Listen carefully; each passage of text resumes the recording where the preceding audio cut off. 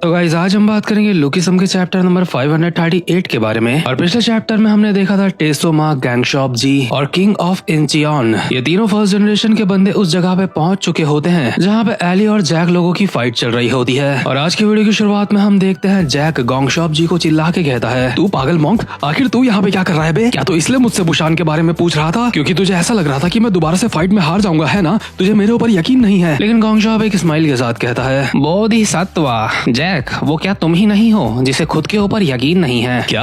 आखिर तुम ये क्या बोल रहे हो? मैं बुशान सिर्फ डैनियल पार्क से अपना वादा निभाने के लिए आया हूँ। मैं बुशान इसलिए नहीं आया हूँ क्योंकि मुझे तुम्हारी चिंता वगैरह हो रही है। दरअसल डैनियल ने गैंगशॉप जी से वादा करा था, अगर तुम बुशान आओगे तो तुम्हें अनलिमिटेड रूम सर्विस मिलेगी जब तक तुम इंतजार करोगे वहाँ पे। अब सच में ये फर्स्ट जनरेशन के किंग यहाँ पे अय्याशियां करने के लिए आ रखे हैं या फिर कुछ और, ये तो वो ही जाने। गैंगशॉप जैक को कहता है, जैक तुम्हें सबसे पहले खुद के ऊपर यकीन करना चाहिए। तुम्हें जीत या हार के बारे में इतना ज्यादा नहीं सोचना चाहिए। लेकिन इतने में ही सिल्वर पंच वाला बंदा पीछे से उछल के आता है और जैक के एक लात मारने वाला होता है। लेकिन गैंगशॉप उसकी लात के आगे आ जाता है और सिर्फ अपनी उस लकड़ी की मच्छी से उस लात को रोक लेता है। हालांकि ये लात काफी ज्यादा पावरफुल होती है जिसका इम्पैक्ट हमें गैंगशॉप जी की जमीन के नीचे दिखाई दे रहा होता है। बट ऊपर की तरफ से गैंगशॉप ने इस लात को बिल्कुल ऐसे रोका होता है जैसे उसने कोई तितली पकड़ी हो। इतनी खतरनाक लात को ब्लॉक करने के बाद गैंगशॉप कहता है, अगर तुम हार और जीत के बारे में इतना ज्यादा सोचोगे तो तुम्हारे हाथ कुछ नहीं लगेगा। तुम्हें सही रास्ते पे चलना होगा, उसी से तुम्हारा उद्धार होगा। और जो 4 अटल सत्य हैं वो इसी बारे में बताते हैं। बोधिसत्वा, तुम्हें पता है जैक, तुम पहले से काफी ज्यादा ताकतवर हो, इसलिए खुद को इधर उधर बहकने मत दो। ये तो बिल्कुल वैसा ही है जैसे मैं चांद की तरफ इशारा करूं और तुम चांद को नहीं बल्कि मेरी उंगली को देखो। इतने में ही सिल्वर बॉय गैंगशॉप को कहता है, तू गैंगशॉप जी है ना? मैंने तेरे बारे में काफी सुना है। सुअर कहीं के, क्या तू सच में उतना फास्ट है जितना तेरे बारे में कहा जाता है? क्या तुमने कहा गैंगशॉप जी एक सुअर है? जैक पीछे से सिल्वर बाल वाले बंदे को कहता है, हरामखोर, आखिर इस हरामजादे मॉन्क को तूने ऐसा कैसे कहा? लेकिन गैंगशॉप जैक को शांत कराते हुए कहता है, बोधिसत्वा जैक, इस चीज से तुम बाहर रहो। और तुम मेरे नाम के बारे में जानते हो, इससे मुझे लगता है कि तुम फर्स्ट जनरेशन से हो। पुराने दिनों में मेरा सिर्फ नाम ही काफी रहता था, लोग मेरे नाम सुन के ही पैंट में मूत देते थे। लेकिन क्योंकि मैंने सिर्फ अपने बाल कटवा लिए हैं और हाथ में ये लकड़ी की मच्छी लेके घूमता हूँ, तो मेरे अब ऐसे दिन चुके हैं कि फर्स्ट जनरेशन के रैंडम बंदे मुझसे ऐसे पंगे ले रहे हैं। गैंगशॉप ने अपनी लकड़ी की मच्छी नीचे छोड़ दी होती है और फाइट करने के लिए तैयार होता है और कहता है, काफी समय बाद मैं ये करने वाला हूँ, लेकिन लगता है तुझे सबक सिखाने की जरूरत है। सिल्वर बाल वाला बंदा यानी कि हाशिक श्योंग कहता है, आखिर तुझे इतना घमंड क्यों है? तू भी उसी जनरेशन का एक बंदा है जिस जनरेशन का मैं हूँ। क्या तूने कहा हम दोनों एक ही जनरेशन से हैं? तो ठीक है, मुझे लगता है मुझे खुद में और तुझ में तुझे फर्क दिखाना चाहिए। तुझे पता होना चाहिए जो इंसान फर्स्ट जनरेशन का किंग है और जो किंग नहीं है उसके बीच में क्या फर्क होता है। और यहीं बगल में ही हडसन बेचारा अब भी मार खा के पड़ा होता है और टेसोमा यहाँ पे उसका बदला लेने के लिए आया होता है और इसलिए हडसन पीछे से उसको कहता है, सीनियर मुझे माफ कर देना, मैंने आपका नाम खराब करा है। हडसन, मैंने कहा सब ठीक है, भूलना मत, तुम एक सूरज हो जो बस आज डूब चुका है और जो सूरज डूब जाता है कल वो दोबारा से उगता है। भले ही सूरज को उगने में टाइम लगता है लेकिन वो हमेशा कभी डूबा हुआ नहीं रहता। हडसन, तुम्हें बस वो सूरज बनना है जो दोबारा से डूबेगा नहीं। और टेसो ने भी वो सारी बातें सुन ली होती है जो जैक वैन डो यानी कि गोल्डन मुक्के वाला बंदा हडसन को बोल रहा था टेसो के बारे में। और आपको याद नहीं तो आपको बता दो, जैक वैन डो टेसो का मजाक उड़ा रहा था। ये बंदा बोल रहा था कि टेसो ने जेम्स के खिलाफ अपने उल्टे हाथ का भी इस्तेमाल कर लिया और हडसन को कहता है सीधे हाथ का इस्तेमाल करने के लिए। लेकिन उल्टे हाथ का इस्तेमाल करने के बावजूद भी टेसोमा जेम्स ली को नहीं हरा पाया। इसलिए टेसो जैक वैन डो को कहता है, मैंने वो सारी बातें सुन ली थी, लगता है तू मेरे बारे में काफी कुछ जानता है, लेकिन माफ करना, मैं नहीं जानता तू कौन है। मैं फर्स्ट जनरेशन के सिर्फ उन्हीं लोगों को जानता हूँ जो काफी ज्यादा ताकतवर थे। जैक वैन डो कहता है, मुझे चिढ़ाने की अच्छी कोशिश थी, लेकिन तू खुद ही बता जो मैंने तेरे बारे में कहा था क्या वो गलत था? तू एक ऐसा सीनियर है जिसकी जेम्स ली ने बहुत ही गंदी तरीके से तोड़ी थी। अपने स्टूडेंट को तो सिर्फ तू राइट हैंड इस्तेमाल करने के लिए बोलता है लेकिन खुद उल्टा हाथ इस्तेमाल करके भी पिड़िया। क्या किंग ऑफ एंशन के अंदर शर्म नाम की कोई चीज नहीं है? तूने अपने खुद के भरोसे को जेम्स ली की वजह से तोड़ा और जिस वक्त तूने ऐसा करा था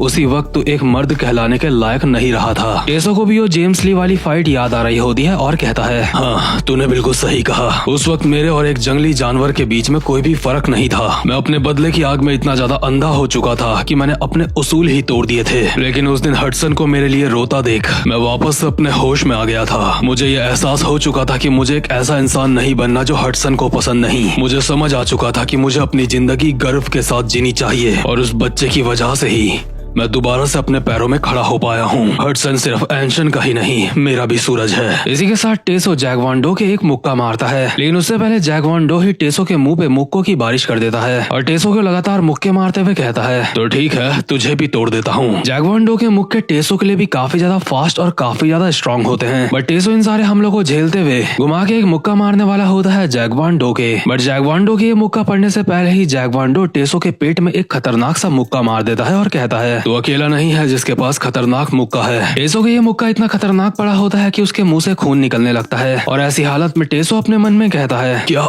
एक नकली हाथ, क्या ये स्टील का है? ये बता पाना बहुत मुश्किल है, लेकिन इसकी पावर बहुत खतरनाक है। जैक वॉन डो कहता है, तू अकेला नहीं है जिसका जेम्स ली ने कुछ लिया हो, यानी कि जेम्स भाई साहब इसके पास भी आए थे और इसका भी कुछ लेके गए थे। और अभी हम वही पुराना सीन देखते हैं जहाँ पे जैक वॉन डो की फर्स्ट जनरेशन में जेम्स ली के साथ फाइट हुई थी। जैक वॉन डो को फाइट में हराने के बाद जेम्स कहता है, जिनरैंग गैंग के नंबर 5 के बंदे जैक वॉन डो, तेरी स्किल्स फर्स्ट जनरेशन के किसी किंग के बराबर है। मानना पड़ेगा, बुशान एक काफी खतरनाक जगह है। जिनरैंग गैंग में तेरे जैसे तुझसे ऊपर 4 और बंदे हैं, काफी खतरनाक बात है। लेकिन आज के दिन जिनरैंग गैंग पूरी तरह से खत्म हो जाएगी और कितने अफसोस की बात है, जिनरैंग अभी जेल में है। फर्स्ट जनरेशन का अंत काफी ज्यादा नजदीक है और जल्द ही सेकंड जनरेशन आने वाली है और मैं तेरे शरीर का एक हिस्सा ले रहा हूँ सेकंड जनरेशन के लिए। इसके बाद हम वापस से प्रेजेंट मोमेंट में आते हैं जहाँ पे जैक वॉन डो ने टेसो के मुक्के ही मुक्के बजा रखे होते हैं और कहता है, और उस दिन के बाद से हमने इंतजार करा कि बड़े भाई जिनरैंग जेल से कब बाहर आएंगे।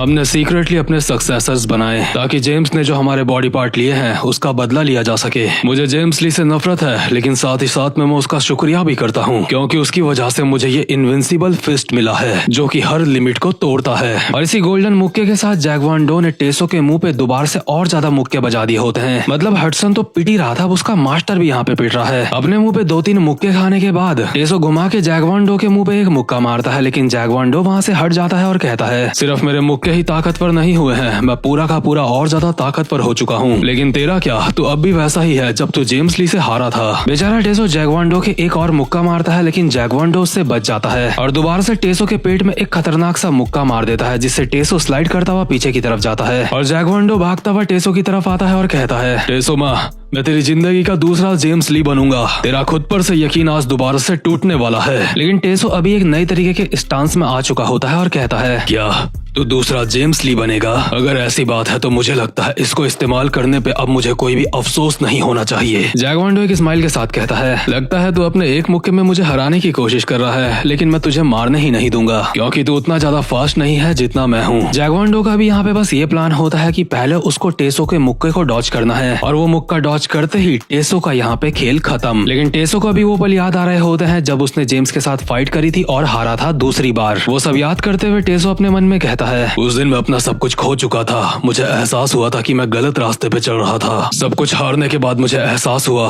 कि मेरे लिए सबसे ज्यादा जरूरी मैं खुद हूँ। इसलिए मैंने दोबारा से शुरुआत करी एक परफेक्ट राइट हैंड बनाने के लिए, अपने परफेक्ट टोज बनाने के लिए, अपनी परफेक्ट थाइज बनाने के लिए, अपने बॉडी का हर एक पार्ट, यहाँ तक कि अपना उल्टा हाथ भी जिससे मैं फाइट नहीं करता। मैं अपने इन सारे बॉडी पार्ट्स का इस्तेमाल करूंगा अपने राइट हैंड के लिए और अपनी सारी ट्रेनिंग से मैंने वो सिंगल डेडली स्ट्राइक हासिल कर ली है जो कि स्ट्रेंथ और स्पीड का मिक्सचर है, द अल्टीमेट फिस्ट। इसके बाद हम वापस से प्रेजेंट मोमेंट में आते हैं जहाँ पे जैक वॉन डो टेसो को कहता है, तेरे मुक्के को डॉज करने के बाद मैं तुझे खत्म कर दूंगा। टेसो कहता है, नहीं, तो इससे नहीं बच सकता क्योंकि मैंने ये मुक्का जेम्स ली के लिए तैयार करा था। और इसी के साथ जैक वॉन डो के एक मुक्का पड़ता है और वो सीधा जमीन में जाके चिपकता है। जैक वॉन डो बस एक मुक्के में ही नॉकआउट हो चुका होता है और टेसो कहता है, तूने कहा था जब जेम्स ने तेरा फिस्ट लिया था तो उसके बाद तू और ज्यादा ताकतवर हो गया, लेकिन तू गलत है। सच ये है कि उस वक्त तूने अपने आप में हार मान ली थी और जो इंसान खुद के ऊपर ही हार मान लेता है वो किसी से भी नहीं जीत सकता और इस बात का एहसास मुझे अभी अभी हुआ है। यहाँ का सारा खेल खत्म होने के बाद हम देखते हैं किंग ऑफ एंचियन को, जो कि एली और फर्स्ट जनरेशन वाले बंदे को कहता है गुस्से में, जिस हरामजादा ने ये ईंट मेरे ऊपर फेंकी है खुद ब खुद चल के बाहर आओ। हरामजादो, तुम में से ये ईंट किसने फेंकी है? एली फर्स्ट जनरेशन वाले बंदे की तरफ इशारा करके कहता है, ये रहा, इसने फेंकी भाई, मुझे कुछ नहीं पता। खैर मजाक कर रहा हूँ। एली ने भी फुल स्वैग में कहा होता है, वो ये था,